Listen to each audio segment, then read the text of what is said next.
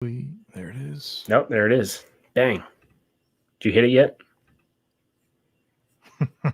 I sure did. You ready? Yeah, you did. You beat me on the retweet. Really? No, we gotta give like a couple people a chance to pop in here before we get started. I know you're like anxious to like I got good jump stuff. right into your grumblies. Good stuff. My grumblies have been bad this week, by the way. You had one really good one last week. Yeah. At the end of last week, I was like, "Oh, okay, Joe's feeling it today." It's if your throat either it kicks over to the grumblies or it kind of just stays deep and weird. I've been stuck on the deep and weird. So we'll see what happens here. You never know, right? It's not like you can really prepare for it. Whatever happens, Right. It's like a squatch call. It's like a good squatch call. You never know what's going to come out. So what people don't know is that Kyle Krabs is a no edit guy. You know? I hate edits. Yeah, so I don't cut the pod. No, if we screw up, there's been a couple of times I've gone back and listened, and there's been edits I've supposed to make. Oh no, that I forgot to make. Oh no. The best ones are like we're clean, or the pod's clean, and then you do the ad read and you mess it up. Mm-hmm. Yeah. You hate to see it. Oh, first fan one that we'll get into today. Joe, would you rather have Kyle's hair or no beard? Depends on how much you miss hair off your Kyle's head, hair. I mean, I don't. I just buzz my hair. It's straight clippers. Boom, gone. Right. Don't deal with hair. So right. I started doing the razor now. On the sides, yeah. The wife's I buy myself an extra 3 days of not having to cut it. So nice. I got to do this. Beard's out of control. People don't know what we went through. I love earlier on. Sitting here twirling it in his finger and stuff. Jesus Christ, this thing's out of control. I gotta get to the barbershop, man. You ready? Yeah. We got a good healthy audience here, ready for some would you rathers. Yep. Give it to me. Let's go. What's better than this? Guys being dudes here on the Draft Dudes podcast, presented by Locked On. It's Joe Marino and Kyle Krabs from the Draft Network, and we are your hosts here on this live Would You Rather episode of the show, live on a Thursday night in your podcast feed on a Friday. Kyle, good evening, good morning. Let's call it Friday. Friday to you. Let's call it Friday. So weird. How excited are you? How excited are you in 2 weeks' time to be doing this either ahead of or at halftime of Thursday Night Football? First of all, I'm all in on before Thursday Night Football, by the way. I know we're not really pre-game show. Yeah. There you go. Yeah. So, what is it? The Texans and Chiefs? Yeah. Rematch the divisional round. You remember when we were doing Kansas City doesn't drop 50 straight points on them this time. Do you remember we were doing the schedule prediction as the scouting staff, right? We're all working through this, right? Everybody, game by game. Not just you and me. Yeah, everybody, right? The whole group. And Jordan's presenting this game, and he just straight up goes, Texans win. Oh, and everybody lost their mind. We were like, oh man. Like straight up, like really.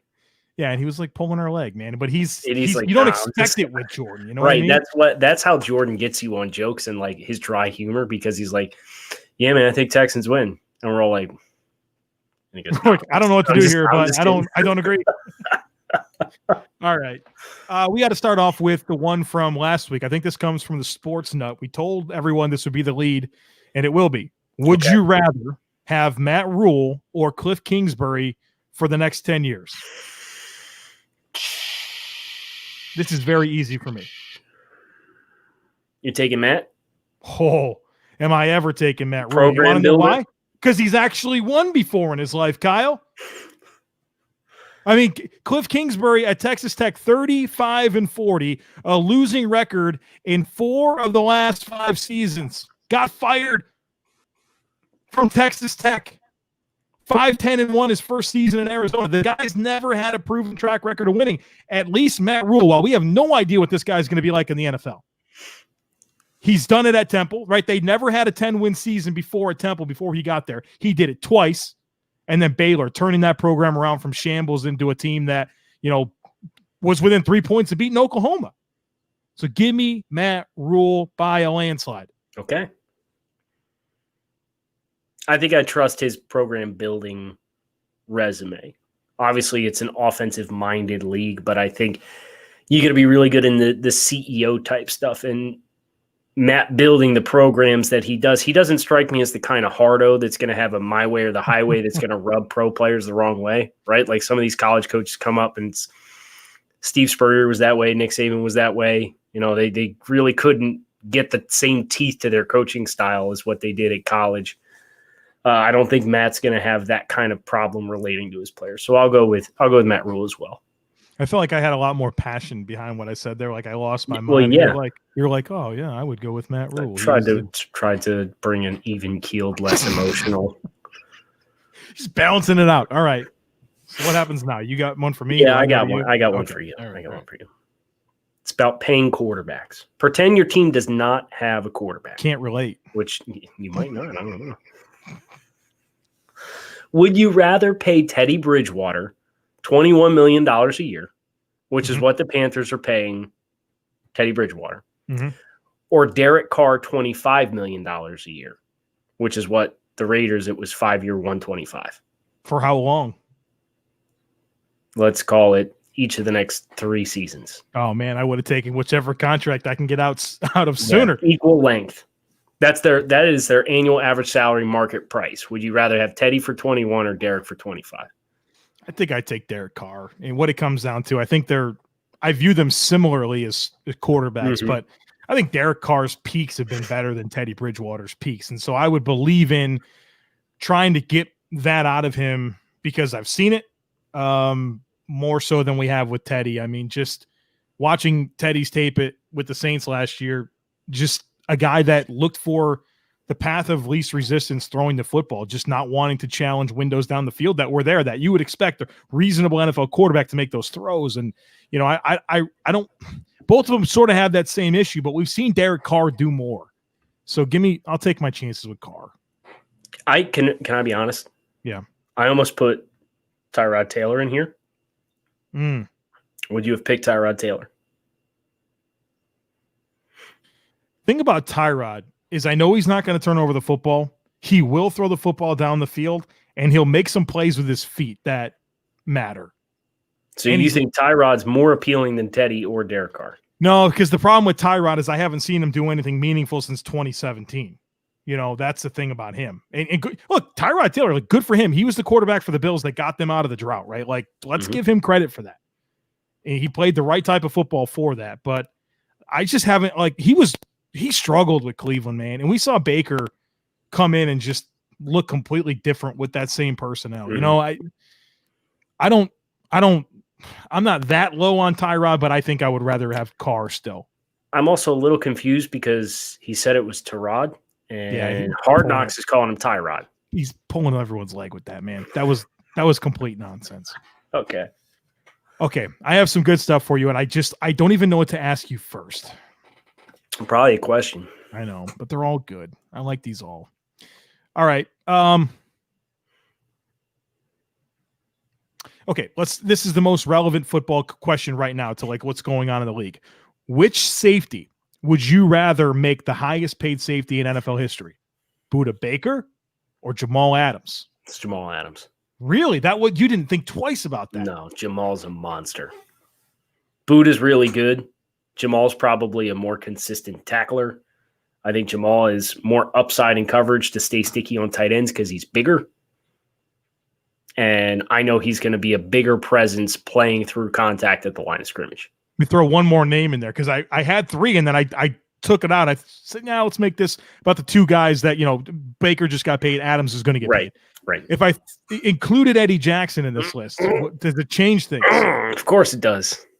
He's one of those rare breed, single high, free safety take types. The football away at a higher clip than these other guys. Right. I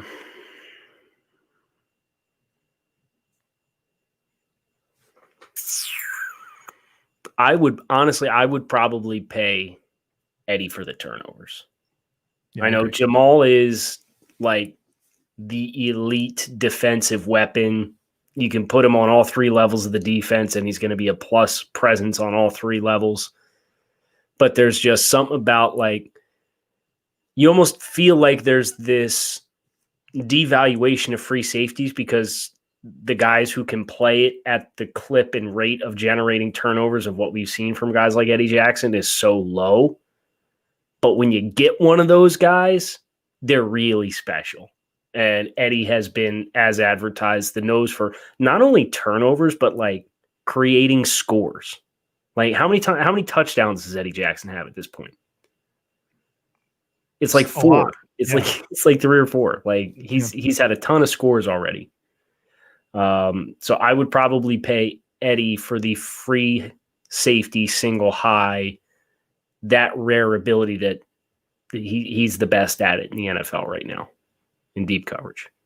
Do you agree? Yeah, the turnovers change everything. And it's not like you don't concede things, right? It's not like he's a bad one high player and like you just all in on turnovers. Like he's a pretty complete safety. He wins differently than Jamal and Buddha, but like he's a top tier center fielder that takes away the football. And Chuck let him play a little bit more in man coverage. And he's got experience playing corner. Yeah. So I feel like that's the harder player to find, right? Yes. So I think so. Okay, Joe. You can become the general manager of one of the 2 following teams. The Carolina Panthers, which on Thursday's episode of Draft News, we just got done talking about how they're kind of in an unenviable spot for their rebuild right now. Yep. Or the Detroit Lions, who are also in an unenviable spot because so many of the personnel pieces on the Detroit Lions team is geared towards Matt Patricia's style of defense. And if we're making a GM change, things probably didn't go so well in Detroit. So now you got a bunch of miscast defensive pieces. So to kind of 2 unenviable dynamics to GM jobs. I think the challenging part about Carolina, what makes it unenviable is that they don't have anything that's going to accelerate their rebuild, right? They don't have a surplus of draft capital. They don't have a surplus of money to spend on free agents. And so what this comes down to is just landing the right quarterback. That's going to be the big difference maker for them. And hold on. Okay. They have one asset that can accelerate this build. They just paid him. CMC. No. 2021 first round draft pick if Teddy Bridgewater is the right quarterback. Really? What do you think it is? Micah Parsons? Is it Jamar Chase? What is it? No, I'm saying they trade out of that spot if they don't need a quarterback. Yeah. That's the only outcome in which they can accelerate their rebuild process. Yeah, in which case I'm still going to pick Trevor Lawrence. If they get number 1 overall. Yeah, pick, if I get the number 1 pick, I'm picking Trevor Lawrence from Carolina. Which is the proper decision. Right. Teddy Bridgewater didn't play good, and we got the number 1 pick. All right, I know that cornerback situation's bad, but like you're not like, oh man, we have Teddy Bridgewater, we're passing on Trevor Lawrence. So I guess this is very easily for me, Carolina. I feel like I have an owner that's going to support me big time to do whatever I need. I guess what made you bring Detroit to this equation? Because I don't see any appeal there at all. Because like you said, I think there's so much work to be done there because so much of that roster is built for Patricia's defense. And Carolina needs a lot of help, but I could still look at their roster and I can see a DJ Moore, a Christian McCaffrey, a Brian Burns, a Derek Brown, a Shaq Thompson, safety and Jeremy Chin that I like. There's redeeming pieces there. Look at this Lions team, and I'm like, Jeff Okudah and the offense isn't in bad shape. What moves the needle for you is a new GM that you're like, okay, I can identify these offensive pieces as building blocks.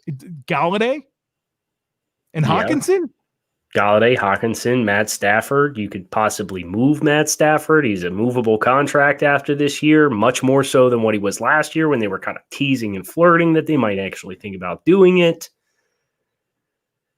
Yeah, I'm Carolina, and I don't have to move, There you go. Wife would be happy about that. That's the easiest sell of all. Is you don't even have to move your house. Right. You've got a 25-minute drive into facilities and you're good to go. Yeah, no big deal. I'd love to. Am I built for Detroit? I don't know. I don't know if I do well there. Okay, of course I have a GM question for you, but I'm going to skip that for now. Cool. You are. This one's good. You ready to sweat a little here, Kyle? No. Sweat. No. This is going to be bad. You are forced to fire Brian Flores and replace him. No. Now, this is where it gets worse, Kyle. It gets much worse than just firing Brian Flores. You have to replace him with one of the following former Dolphins head coaches.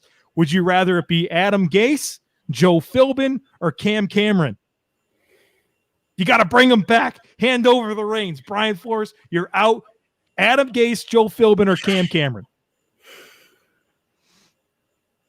What's Cam doing now? He's a quarterbacks coach in Baltimore? Is that what he's doing? Your producer going to pull that up for me? Wasn't he 1-15, right? His 1 year. Yes, he was 1-15 with Teddy Ginn Jr. and his family as their first-round pick that year. Never forget that. Cam Cameron hasn't had a job since 2016. He was the offensive coordinator in Baltimore from 2008 to 2012. Then he went to LSU to become the offensive coordinator from 2013 to 2016. Yeah, otherwise, this guy's playing golf and drinking coffee. So no, it ain't going to be Cam. And it can't be Adam. It has to be Joe. Has to be Joe Philbin. Process of elimination? Is there anything redeeming about Joe Philbin? Because we got a good look at Philbin on Hard Knocks. Yeah, and we talk about some of that stuff to this day, you and I. Joe Philbin sitting in his chair here. Cutting Chad Johnson. Definitely don't make eye contact with him, though. Just, well, you know, it's one of those things. Just don't think it's going to work out. I'm so mad. He's the O-line coach for the Dallas Cowboys, right? Oh, I know where he's at. I know where he's at. I didn't realize how tall Joe Philbin was. I walked past him in Indy this year at the Combine. Yeah? And I was like, he kind of looked, oh, wow, that's Joe Philbin. And, like, he's, like, 6'3" or something like that. Like, He's really tall. He's really tall. All right. Oh, no. Braden in the comments. Joe Philbin looks like a farmer who should be wearing overalls. This guy's made money in football, man. Good he looks like that farmer from that classic painting with the pitchfork, where it's the farmer and his wife out in front of the barn house. It's classic painting. Hold on. Entertain the viewers. I can't believe Kyle off the cuff thought I would know a painting. I don't know any paintings. Famous paintings. I don't know what to say. I found it. Spend any time in museums? What are you gonna do? Screen share or what? Yeah, I'm gonna turn. I got Joe Philbin up. I'm looking at 8,000 pictures of him here on Google Images. Okay. Yeah, it's him. It's exactly him. It's exactly him. I'm looking at him right now with the Green Bay Packers logo shirt on, and that's absolutely that guy. By the way, I've never seen this picture. Never. Somebody it says it's American Gothic from Jack says American Gothic is the name of the painting. Wow. That's Joe Philbin right there. What a find. Getting a little queasy just thinking about it. There he is. It's so stupid. All right. What do you got? Remove that. Get that out of here.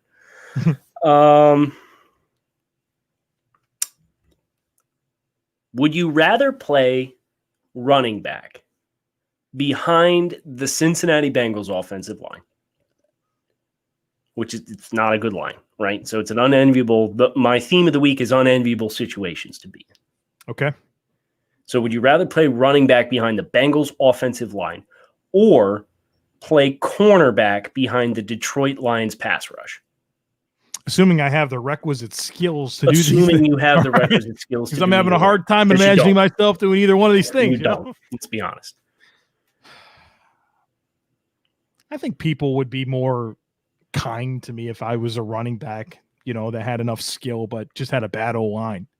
If I'm a corner, right, and I don't have any pass rush, I'm just getting dusted, nobody's going to give me any benefit of the doubt. You know what I mean? No one's going to be like, oh, you know what? That guy – yeah, that guy. I see what you're saying. If there was a better D line, this guy could lock down one half of the line, the field. Running back, people still feel bad for Barry Sanders, right? Like, I don't know. Yeah, but Barry still did fine. Maybe that wasn't a great example. It wasn't your best, but you guys know where I was going. I think people are more willing to give the benefit of the doubt to the running back behind a bad O line than a corner behind a bad D line. The comments agree with you. Okay. All right. Here we go. Would you rather have the most elite punter in the game and the 25th best kicker, or the most elite kicker in the game and the 25th best punter? Really? Give me the kicker. Oh, that was not you score points. You score points with that guy. You affect field position, which EPA and average starting field position matters. Justin Tucker. What would you trade for Justin Tucker? Nothing. Wouldn't trade a thing. Nothing. No, I wouldn't trade a thing for Justin. You cross the 50, you're going to score with Justin Tucker. I don't care. I'm not trading anything for Justin Tucker. I'm going to try to find the next Justin Tucker. No. Not trading for kickers and punters. I love kickers and punters. It's like my thing. I'm all about drafting them on day 3, but I'm not trading for Justin Tucker. The comments agree with me very emphatically. This is a terrible take by you. I didn't have a take. I asked the question. All right. Okay. Well, I asked you a counter question, and you're pooping your pants in your response. I'm just surprised how easy of a conclusion this was for you. If you were, who's Bill's kicker? Now it's Tyler Bass. Tyler Bass. As of like 3 hours ago. If you told me, if I told you, you could have Justin Tucker for a 3, you're not doing it. And upgrading from Tyler Bass. Yeah, because Tyler Bass has never made a kick in the NFL. Of course I do that. So you would trade something for Justin Tucker. Yeah, but like you just told me you would trade anything. In a vacuum, I wouldn't. If you give me that context, it makes me change my mind a little bit. So if you're the Bills, yeah, and your kicker's Tyler Bass, what are you trading for Justin Tucker? A 4. You just told me you do it for a 3. Yeah, but now I'm in negotiation mode. I'm going with the 4, and I'll go up to a 3. If I'm a competitive football team, I might trade it too. I'm not trading a top 50 pick. What do you have to pay? What is this man's salary? I don't know. Why don't your producer pull it up? I have a little bit Tucker. of my pod. 4 years, $20 million. I am going to try to find a more economic option than this. Listen, you see some of the schleps out there making $5 million a year. Listen. So would you rather pay wide receiver 4 $5 million on your roster, or Justin Tucker $5 million? I'd rather just draft a somewhat comparable kicker and pay him like $750,000. Christian knows what's up. My team is in Tucker's division, and he kills us. Tucker's automatic. And you know how I feel about like field goals and all that kind of stuff. So I thought you might give some thought to the punter. No. Give me Justin Tucker all day long. All right. I don't care what my other options are. I don't have any more for you. All right. Well, I have one more for you. Okay. And then you want to do a mock? We'll do one more and then do a mock. We'll just kind of like break it down in real time. Here's the GM proposition for you. I don't like it already, but okay. Well, you should, because I didn't give you 2 crap teams either. This is 2 good teams. This is a hard decision. 2 teams we talked about on the podcast today. Okay. Would you rather become the general manager today for the Tampa Bay Buccaneers or the Baltimore Ravens? Oh, jeez. Right. No more of this Panthers, Lions, Jets, whatever other team we keep throwing at each other. 2 good teams to think about. You know what's really interesting about both of those teams is you take into consideration like the landscape of your division, right? Both of these teams, their rival, New Orleans and Pittsburgh, have really good rosters, not a lot of spending space, and super old quarterbacks. So it's like there's not even an angle I could take there to help make my decision one way or the other. Mm-hmm.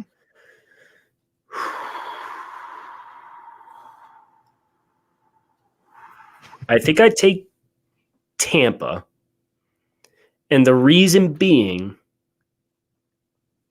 I've already accounted for a high-end quarterback contract.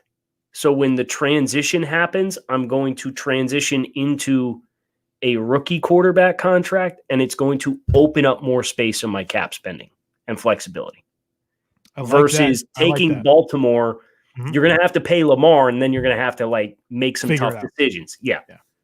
Well, Lamar's going to get like 40 a year or something like that.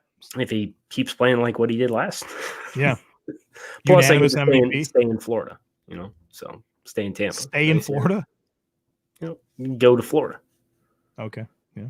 My heart's down there, even if I'm not. You've never lived there. Have you ever lived there? For a couple weeks at a time. But not like you've never had a permanent residence in the state of Florida? No. What's with the love for Florida? It's my heart's down there. Family vacation home used to be down there.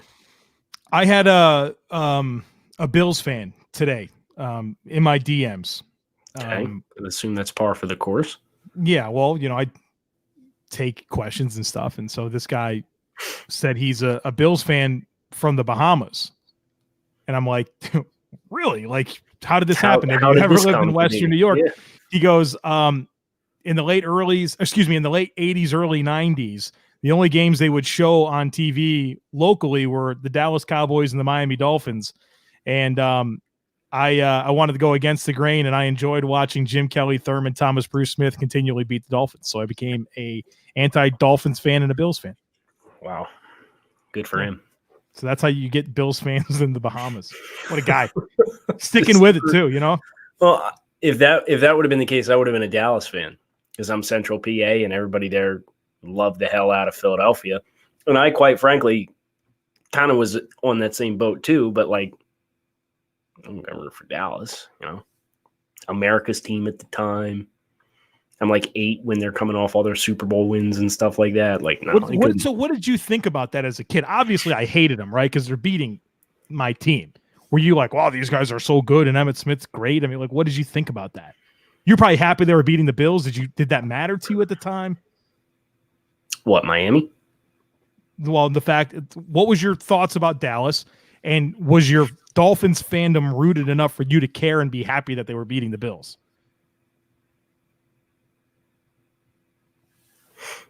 How many times did they play in the Super Bowl? Once? Twice, back-to-back years. Oh, really? It was what, 93, 94? Yeah. I don't know. I was like 5 and 6 years old. This wasn't deeply rooted in your mind? No, I don't remember any of that stuff. Oh, man. Okay. All right. Hate to see it. What team do you want to do?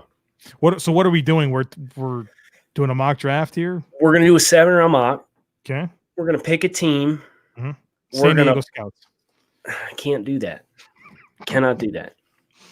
But it's going to be automatic, but it's going to be slow, and we're going to talk about what we're hoping to see happen for our picks versus what actually happens. How about the Panthers? Why? Because that's what somebody said in the chat. All right, we'll do keep pounding. We talked about them a little bit here about whether they should take that quarterback and all that stuff. So, all right. So this is going to be Panthers have the 3rd pick. Mm-hmm. Let me add this to our broadcast. Imagine not watching this live and just listening. Be weird. Guys have to join into the party. Well, we're thankful for the listeners too on Friday. Well, of course we are, but we'd be even more thankful if you came and partied with us throughout the course of our Thursday evenings. Yeah. As we bring this home. So I did not do fast. Oh, yeah, you hate to see that. So what obviously best case scenario here is somehow Trevor Lawrence falls to. Yeah. I want one of those big 3 quarterbacks is what I want. So you're going to be happy with any of the quarterbacks. Yep. Do you want to watch the picks as they come off, or do you want to just watch our picks? For the first round, let's watch them as they come off. All right. We're totally going to get some weird simulation that doesn't include Trevor going first, in which case I will start over and edit the podcast. All right. I am willing to take on the responsibility of cutting the audio if the MDM does not cooperate with us. People don't know the pressure we have to get this right. Oh, okay. There it is. Okay. So Trevor Lawrence, Penei Sewell, top 2. We are on the clock. Fields. Got to be Justin. You're rooting for Fields? Fields. Give me Fields.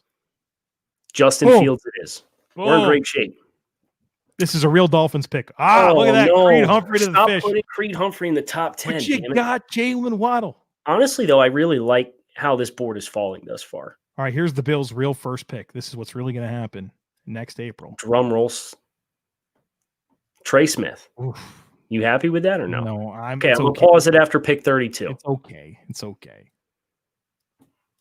All right, so pick We got our core. Oh, Journey Brown sneaks into the first round of Tampa Bay. Be fun, huh? Was Travis Etienne already drafted? Etienne went at 16. 16 to Atlanta. Yes. All right. So top 10 in the actual simulation that we did. Trevor Lawrence, Penei Sewell, Carolina Panthers got Justin Fields. That's who we wanted. Micah Parsons to the Giants, Jamar Chase to the Bengals, Greg Rousseau to the Jets, Creed Humphrey to the Dolphins, Dylan Moses to the Lions, Jalen Waddle to the Dolphins, Alex Leatherwood to the Jaguars. Pretty super logical, right? Yeah. Yeah, it makes a lot of sense. You know, every once in a while, we always get the people in the premium Slack sending us the weird simulations, and like, we get it. We can't control it. Machine goes crazy every once in a while. It is what it is. So we get to. I'm hoping for I want Jackson Carman. Raduns would be fine. What about Tyler Shelvin just to have him and Derek Brown playing next to each other? I still got KK Short. No, I don't know. I want Tyler Shelvin. Okay. So best available, Kyle Pitts, Christian Barmore, Brevin Jordan, Tyler Shelvin, Jackson Carman, Carlos Basham, Walker Little, J2 Fele, Hamilcar Rashed.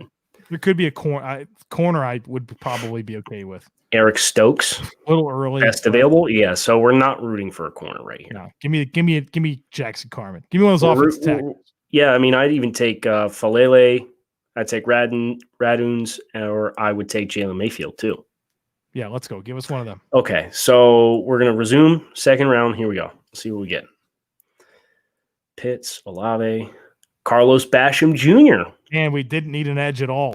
We're set at edge. We have Burns. We have Weatherly. We have Weatherly. But let's not pretend like we're set at edge. Gross Matos. We have Christian Miller. Listen, we're building a program here. Matt Rule. He's a defensive guy at heart. Boogie Bash. I wish I could say I was surprised. Look at Chaz Surratt for the Bills. I'm very excited about that pick, second round. Okay, so we are just about to the end of the second round here. Drake Jackson sneaks in nice. Tyler Shelvin's still on the board, Joe. Let's do it. Let's just do it at 67. Let's just do it. We're going to build a brick wall. Give me one of those corners or linebackers. Or I still want an offensive lineman. Okay, give me Slater. Best available players right now. Tyler Shelvin, Master T, Najee Harris, Cameron McGrone. Wouldn't mind McGrone, low-key. Andre Sisco, Zamir White, Jack Sanborn, Jabril Cox, Israel Mukuamu, Asante Samuel, Rashawn Slater. How about Slater or Mukuamu, who I'm kind of rooting for here? Samuel would be fine. McGrone. Wouldn't mind McGrone. I'd kind of low-key go wild, chug the rest of my drink if we get McGrone. And then we're just gonna let it run from here the rest of the way. Yeah. Okay. Here we go. Oh, no. Mukuamu. Okay. That's good. That's good. Need someone. Sensible. That is a sensible selection to make. Kyle, I have a would you rather here as this simulation runs. Okay, would you rather not be as prepared as you possibly can for the 2020 NFL season, or be a TDN premium member and read our team preview guides that we put out on Thursday? I would probably elect to be a TDN premium member. And I would probably sign up for the full year for $30, knowing that we get trades in the mock draft simulator. We get access to the premium Slack channel. We get access to these 650-something pages of written content previewing all 32 teams, knowing that we're going to get an in-depth scouting report draft guide with 300-plus players involved with professional scouting reports. Some new features to the mock draft simulator. We got Charlie Kolar here at 98. It's interesting. By the way. We'll see. I mean, they have Ian Thomas, who we need to see what he is this year. Quentin Chris Lake, Manhurst is a blocking backup tight end. Charlie Kolar is interesting. I'll tell you what, I watched a little bit of Brock Purdy last week. Yeah. Kolar's fun. Brock Purdy's low-key fun, too. But day two or yeah, he's a day two guy. Here we got go. a pick coming up. So to answer your question, yes, I would elect to be a TDM premium subscriber. Yeah. Knowing I got 12 worst month of premium content and all that written content plus the interactive features that we have. Landon Dickerson. Florida State transfer, right? Yeah.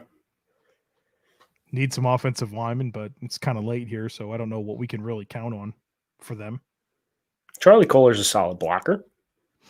I wish we did a little bit more for our offense here. Well, we should probably have more picks at our disposal, but nobody traded out of last year's picks because we had to have Derek Brown. Yeah, that's kind of a tough pill to swallow, right? Like I was willing to go way, way, way back. I would have gone into the 20s. Yeah, just to get a one for the following year. Something. Yeah, find me somebody desperate to get up there and jump in front of Arizona for Isaiah Simmons. Yeah. Yeah. And the thing is, like, they traded up for Jeremy Chin, and I'm excited about Jeremy Chin, but they didn't do anything to stockpile assets, you know? So it's going to be Derek Barnes, linebacker, Purdue. 3 of the first 5 picks went defense. Again, this is kind of low-key. It's kind of a Matt Rule type draft based on what they did this past year. All defense. Well, and you got a lot of prototypical size type people here, you know? Yeah. So this kind of works for what we saw them do this past year. So in full summary, the 7-round mock is done. Justin Fields, Carlos Basham Jr., edge from Wake Forest, Israel Mukuamu, corner from South Carolina, tight end Charlie Kohler. Those are the top 100 picks. And then we have Quentin Lake, safety from UCLA, offensive tackle Landon Dickerson from Alabama, and linebacker Derek Barnes from Purdue. What would you grade this draft class for Carolina, Joe?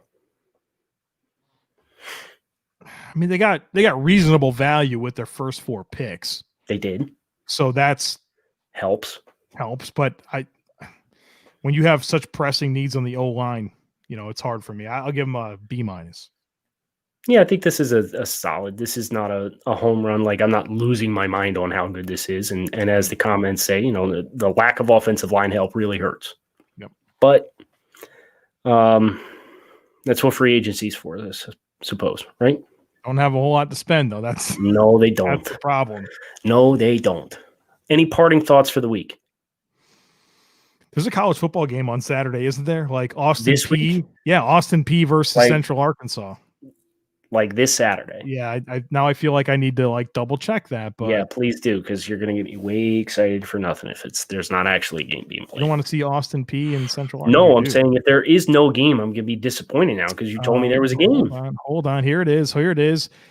The truth is that 9:00 on Saturday, August 29th, you can watch Austin P versus Central Arkansas on ESPN, called by Matt Berry, Mike Golick Jr., and Lauren Sisler. Oh, we get Golick Jr. on it too? Yeah. Sick. Blessed. College football is back. Who would have thought? It's going to be weird. It's going to be very surreal every time we get a college football game. Just because I've been operating under the assumption that we won't get any. Right? I want to watch a football game I haven't seen before, man. Right. Some fresh content. Braden wants to know, when is North Dakota State's lone game? I think it's like in October, isn't it? It's like October 3rd or something like that. So we got a couple weeks. Make sure they stay on top for their one game this season, which whole different can of worms. We hope you guys enjoyed Would You Rather. We had a good time with it. Joe, I think Would You Rather will be a little bit more interesting here in a couple weeks with some of the mock draft simulators, don't you think? Mm-hmm. Knowing what's coming down the pipe. We are not at liberty to share what it is just yet, but we have a big update coming for MDM before the start of the season, and it is going to be awesome. So keep an eye out. We'll let you know when it gets here. In the meantime, Joe kind of teased the season preview guides that we have done. A lot of blood, sweat, and tears from our TDN scouting staff, and they all did an amazing job making sure they put together a really in-depth product for you guys. We're really proud of it, and we hope you will check it out. Kyle Krabs, Joe Marino, thanks as always for listening or watching the Draft Dudes podcast. We hope to see you guys again next week, and we hope you enjoy your week.